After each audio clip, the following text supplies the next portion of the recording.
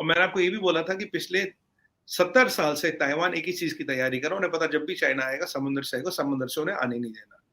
मुझे बताइए, अगर आपको एक आइलैंड मिले जो आपका हाईएस्ट एफडीआई दे, तो आपको जो आपको सेमीकंडक्टर, जिस सेमीकंडक्टर देता है जिससे आपकी फ्लैगशिप इंडस्ट्री चलती है इलेक्ट्रॉनिक्स की, वहां 80% से 90% पॉपुलेशन हान चाइनीज है, जिनका मानना है कि हम इंडिपेंडेंट रहे।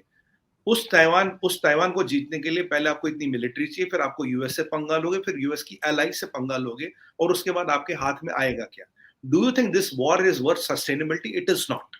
ये वॉर सस्टेनेबल ही नहीं है, सिर्फ सिमेंटिक्स, ऑप्टिक्स, वो मतलब वो सर्कस कहूंगा मैं, ये जो सर्कस करते हैं वो है ये। अब इन्होंने 8-9 दिन ये जो 3-4 दिन की एक्सरसाइज की, 6 जोन बनाए, हुआ क्या उसके बाद? कुछ भी नहीं हुआ। और यूएस की आप देखिए, यूएस टच से मस नहीं हुआ, ताइवान ने एक जेट नहीं उड़ाया, क्यों? इनकी कोशिश क्या थी? यहाँ एक टेक्निकल पॉइंट है कि हम मीडियम लाइन को क्रॉस करेंगे, देखेंगे ताइवान वाले क्या करते हैं, देखिए इनके पास नया क्या है, देखिए इनका रिस्पॉन्स सिस्टम क्या है। यूएस आता है, यूएस की कोई सबमरीन दिखती है, यूएस की सबमरीन की कई मूवमेंट दिखती है, यूएस का कोई, क्योंकि काफी मीडिया चैनलों की माने तो यूएस के special forces already deployed in Taiwan, क्या है क्या नहीं है, ये सिर्फ असेसमेंट कर रहे थे, इनको कर कुछ नहीं रहे थे। ये मैं 100% बताऊं, एलएसी के बाद जहाज लाना है, मीडियम लाइन क्रॉस करना है, इनका मकसद एक होता है। इनमें वो जिगर नहीं है लड़ने का जो जिगर होता है ना, देखिए दुनिया, अगर जो आपके पास ये डोंगफे वोंगफे है, सबको पता आपके पास है। देखिए आरजू जी, दुनिया की हर मंडी में हथियार बिकता है, पर उसको जो चलाने का जिगर होता है ना, वो दुनिया के किसी बाजार में नहीं बिकता, वो आदमी पैदा होके आता है। अब ये जो 4 फुट है, इनका दिमाग भी 4 इंच का, जितना 4 फुट 4 इंच में जितना इनके समझ आता वो करते रहते हैं। ये आपको प्रेडिक्ट कर चुका था, कुछ नहीं करेंगे, घर चले गए। अब आते हैं वन चाइना पॉलिसी को। उस दिन हमने बात की थी आरजू जी आपके शो पर, काफी शो पे, 2 कंट्रियों ने सपोर्ट की, तो पाकिस्तान ने, चले पाकिस्तान की तो मजबूरी है, बेचारा मरता क्या ना करता। अब भुट्टो साहब तो ये भी कह रहे थे मीडिएट भी करूंगा कुछ, चलिए उस पर बाद में जाते हैं।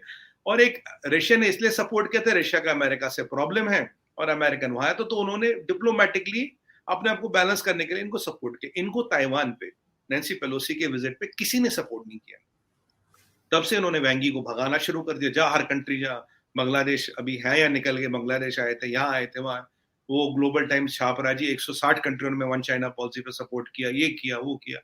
अब यहाँ 2 विषय आते हैं, वन चाइना पॉलिसी है क्या? वन चाइना पॉलिसी है कि चाइना एक है, मैं इतना सादा, मैंने सबकी टेरिटरिया खाई है, मैंने इनर मंगोलिया खाया, मैंने ताजिकिस्तान खाया, मैंने तिब्बत खाया, मेरी ताइवान पे नजर है, और आसपास की 20 कंट्रियों की जमीन पे नजर है, और एक नजर मेरी मेक्सिको पे भी, एक नजर मेरी चिली पे भी। आप बोलेंगे वो तो दुनिया का दूसरा साइड है, कोई फर्क नहीं पड़ता, चाइना की नजर कहीं भी हो सकती है, दद्दी मरहूम किस ख्वाब में आना चाहिए, हर टेरिटरी मेरी। तो ये उनकी वन चाइना पॉलिसी की चाइना इज वन, बेसिकली ये वो चाहते हैं। अब यहाँ टेक्निकल पॉइंट ये आता है आरजू जी, ये सोचिएगा जरा, अगर वन चाइना पॉलिसी है, ठीक है, तुम कह रहे हो दुनिया हमें सपोर्ट करेगी, वही वाली बात हुई जब हम छोटे थे, तो कई बार हम पढ़ते थे स्कूल में, तो टीचर हमें थप्पड़ मारती थी, लपड़। अब आसपास के लड़के वड़के देखते थे तो थोड़ी इज्जत होती थी, तो इधर उधर देख, वो यूं देख रहे, क्या हुआ? हम कर, हमें तो लगी ही नहीं, हमें थोड़ी ना लगी है, बोला हम थोड़ी अपनी इज्जत बचा लेते। अब उन्होंने क्या बोला, हमारे गाल पे मक्खी बैठ गई थी, तो हमें अमेरिका ने थप्पड़ नहीं मारा, वो मक्खी मारी, तुम्हें दिख रहा है ये थप्पड़ है। अब आप बताइए इसमें टेक्निकली जाते क्यों ऐसा? जब आपने इतनी धमकियां दे दी, ये कर दिया वो कर दिया, पीएलए, आपने देखो कितने ग्लोबल टाइम्स बेचारे वाले तो 24 घंटे काम कर रहे थे, फोटोए छाप रहे थे, पता नहीं क्या क्या, वो बंदर नाच के क्या क्या कर रहे थे। चलिए कोई बात नहीं, वो सब करते रहे। अब उनका प्लेन आता, उड़ के निकल जाता, ठंड पा रहे, कुछ निकल गया। अब ये दुनिया को एक और टेक्निकल बेवकूफ बना रहे हैं, वन चाइना पॉलिसी। जब किसी ने सपोर्ट नहीं किया ताइवान के इशू पे, वन चाइना पॉलिसी लाए। अब वन चाइना पॉलिसी तो आरजू जी पिछले 70 साल से चल रही है, वो कल थोड़ी ना पैदा हुई है।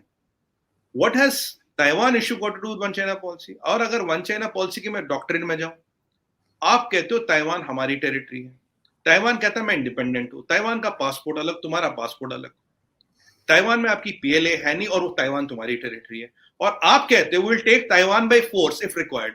भाई अगर वो तुम्हारी टेरिटरी है, तो अपनी टेरिटरी को खुद ही फोर्स से लोगे क्या? तो मतलब one China policy and Taiwan are two different things. अब ये उसको कवर, ताइवान के फियास्को, नैन्सी पेलोसी की विजिट वाले फियास्को को कवर करने के लिए ये वन चाइना पॉलिसी ला रहे हैं। वन चाइना पॉलिसी और ताइवान दो अलग अलग इश्यूज है जियोपॉलिटिक्स में। लोग आपको सपोर्ट कर सकते हैं वन चाइना पॉलिसी पे, but not on Taiwan, they are two different things. तो यहां मैं थोड़ा इंग्लिश में बोलूंगा, मुझे पता कि आपका चैनल ये शायद ये 4 फुटे भी देखते हैं, तो इनको what is important to see is that One China policy and fiasco in Taiwan are two different things. Taiwan was a geopolitical snub, which you have to live with your for whole life. While as One China policy is something which you have been beating your drums for the last 70 years. These are two different things. So now to cover your fiasco, you are trying to bring in One China policy. ये उनकी policy, ये बड़ा शातिर ये खेल, और अभी number निकाल रहे, ये निकाल रहे. अब अगर ये 160 कंट्रियों ने आपको सपोर्ट किया है, तो उनकी लिस्ट जारी कीजिए, उनके स्टेटमेंट जारी कीजिए. अब मैं बोलूं जी मुझे 2000 कंट्रियों ने सपोर्ट किया, आप बोलोगे 2000 कंट्रियां तो दुनिया में है नहीं. मैं कोई बात नहीं, दद्दी मरहूम के सपने में आई थी तो है भाई. जैसे जहां जो दद्दी के सपने में है वो जमीन मेरी, तो वैसे कंट्री भी तो हो सकती ना अर्जुन जी, कोई लिमिट तो है नहीं कंट्रियों की. तो इन्होंने कोई स्टेटमेंट जारी नहीं किया. सच है 2 कंट्रियों ने सपोर्ट किया. अब ये भाग रहा वेंगी नंबर जोड़ने के लिए. सच है इनकी वाट लग गई, इनको डिप्लोमेटिकली दे आर आइसोलेटेड. जो ये अपने आप को बादशाह तानाशाह समझते थे, इनकी औकात नहीं बची है दुनिया में कुछ. और अब इसमें एक और सवाल आता है अर्जुन जी, लोग कहते हैं what is India position on one China policy. India ने, पहली बात तो ये मैं क्लैरिफाई कर दूं, ताइवान और one China policy two different things. मैं आपको टेक्निकली समझा रहा हूं व्हाई. अब इंडिया की पोजीशन क्या, लास्ट हमने स्टेटमेंट दिया है वन चाइना पॉलिसी पे 14 या 16 साल पहले, आई कांट रिमेंबर करेक्टली, 14 और 16 इयर्स बैक. उसके बाद ने India has never told anything on one China policy. हम पे बहुत जोर डाला गया, दबाव डाला गया, आप स्टेटमेंट दीजिए, हमने नहीं दिया. अगर हमने 16 साल से इसका नाम नहीं लिया तो neither we agree neither we deny. अब ज्यादा तो डिनाई की तरफ जाएंगे. कारण इसका ये है कि अब आप बुरा न मानिए, अब आरजू काजमी जी बोले मैं सुपर वुमन हूं, या तो मैं हाँ बोलूं या मैं चुप रहूं. अगर हाँ बोलूंगा तो आप हो, चुप रहूंगा तो ठीक है जी, आपको ऐसा लगता होगा तो मैं क्या करूं. It is not worth commenting. So our stand is it is not worth commenting. We don't know what you are claiming. You can claim sun, earth and the moon. That is none of our business. You go and claim Mars. You claim Saturn or Jupiter. How can I respond to you claiming Saturn, Jupiter and Mars? आप कुछ भी claim कर लो, हमें क्या फर्क पड़ता है भाई. हम एक लॉजिकल चीज का जवाब देंगे. आप बोलोगे मेरी कैपिटल बीजिंग है, मेरे यहाँ नानजिंग है, मेरे यहाँ शंघाई है. आप बोलोगे कि यार मैक्सिको का ये वाला कस्बा मेरा है, वन चाइना पॉलिसी. मैं क्या बोलूंगा यार ठीक है, कुछ लगा होगा तो नहीं, ठीक है ना. नहीं सर, बिल्कुल. लेकिन सर साथ साथ ताइवान के साथ भी काफी शुरू में तो कॉन्फिडेंट नजर आ रही थी चाइना साइड, लेकिन उस पे भी कुछ हो नहीं पाया, और यही लग रहा है कि उस दर से भी इनको हार ही देखनी पड़ेगी. वो आरजू जी, जो ताइवान का, अगर आप एम्फीबियस असॉल्ट की बात करें, इसमें लास्ट टाइम बोला था, it is next to impossible. 130 kilometre का स्ट्रेच है, आपको 1 मिलियन की नेवी चाहिए. मिलिट्री एक्सपर्ट्स की बात करो, ताइवान का सारा डिफेंस ही सी में है. उनके पास दुनिया का ऐसा कोई एंटी शिप, ऐसा एंटी सबमरीन कोई टारपेडो दुनिया में ऐसा नहीं है, ऐसे रडार नहीं है जो उनके पास. और ताइवान और चाइना के पीछे एक आइलैंड है जहां ऑलरेडी यूएस क्या बेस है. ताइवान में already, as per some media reports, are already deployed US forces there. ठीक है, यूएस के एयरक्राफ्ट कैरियर्स है, यूएस के कंबाइंड बैटल ग्रुप्स है, यूएस की सबमरीन्स वहां है. आपको लगता है इतने लोगों से पंगा लेके आप ताइवान जीतोगे? और अगर अमेरिका के अलाइज कूद जाते हैं, तो आपके लिए ये जंग जीतना नेक्स्ट टू इम्पॉसिबल हो जाता. और ताइवान की भी फौज आरजू जी करीब 3 लाख है, चाइना की 8 से 9 लाख है, ताइवान की भी 3 लाख फौज है. उनके पास एयर डिफेंस सिस्टम है, उनके पास अपने को डिफेंड करने का काफी सिस्टम है. अगर ताइवान जी जिनपिंग खा सकता था, उसने अब तक खा लिया होता. He would have captured that territory. वो वेट नहीं करता, वो तमाशे नहीं करता, वो जाके खा लेता. तो ये आप टेक्निकली मानिए. और जो अभी इकोनॉमिक कंडीशंस है, आप एफडीआई की बात करें, जो ताइवान यहाँ पैसा लगाता है, ताइवान इनकी डिपेंडेंस उनके सेमीकंडक्टर पे 80-90% पॉपुलेशन अन चाइनीज है.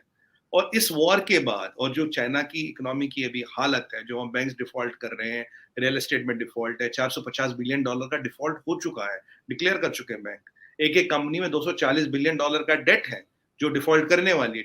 आपने टेक पे क्रैकडाउन किया, $3 ट्रिलियन का था. आपका इकोनॉमिक आउटलुक 3.1% है. आपके एक्सपोर्ट नहीं हो रहा, 80 करोड़ लोग को आपने जीरो कोविड के चक्कर में बंद कर रखा है.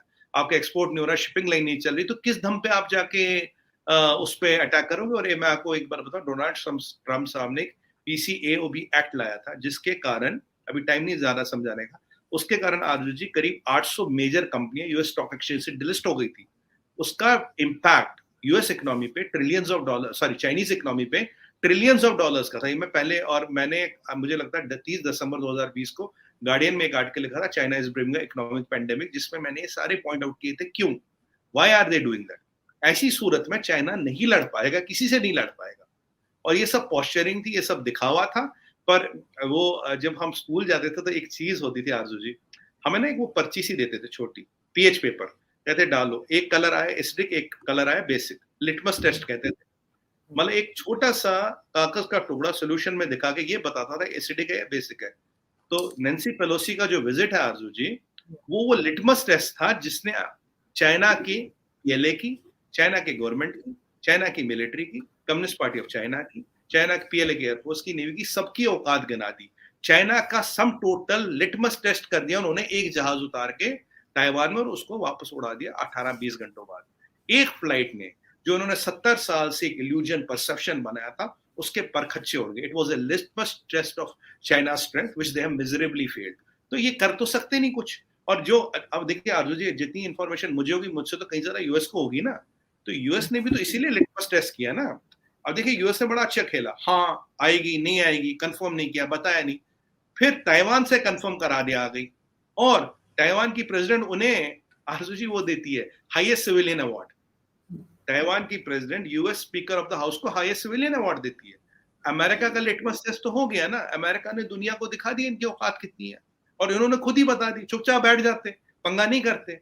America this time played very sensibly, उन्होंने ना कंफर्म किया ना डिने किया। जब अमेरिका कंफर्म डिने नहीं कर रहा था, इनको लगा अमेरिका डर गया, तो उन्होंने थोड़ा और अपना वो ऊपर कर दिया। वो पप्पू पेजर वाली बात है, तो वो थोड़ा और ऊपर कर दिया, थोड़ा और ऊपर कर दिया। तो फिर क्या हुआ, जहाज आया, निकल के देखते रहेंगे और ये देखते रह जाएंगे। आप चिंता मत कीजिए, मैं आपको कह रहा हूँ ये लड़ नहीं सकते। हाँ लड़ाई कोई पटाखा धमाका जी जिनपिंग तभी करेगा जब उसको लगेगा कि मेरी तीसरी टर्म नहीं आएगी, तब वो अपने पर्सनल गेन के लिए कुछ कर ले। But China can not take on Taiwan, it is next impossible. अगर कर सकता था वो अब तक कर चुका होता। और इसके ताइवान और ये ज़वेरी के हिट के बाद जो अमेरिका का रुतबा सुपर पावर है वो और उभरा है, दैट हैज एलिवेटेड। क्योंकि एक सवाल ये भी बार बार लोग पूछ रहे हैं कि जो जिस ड्रोन ने ज़वेरी को मारा, पहले तो उसकी इंफॉर्मेशन किसने बेची, फिर वो ड्रोन उड़ा कहां से और किसकी एयर स्पेस यूज की। आईएसपीआर ने ये तो बोल दिया कि हमारी जमीन से नहीं उड़ा, पर एयर स्पेस का क्लैरिफिकेशन कोई दे नहीं रहा। चलिए वो फिर कभी का मसला है। तो आज इनका सम टोटल ये कहानी इनकी ये है।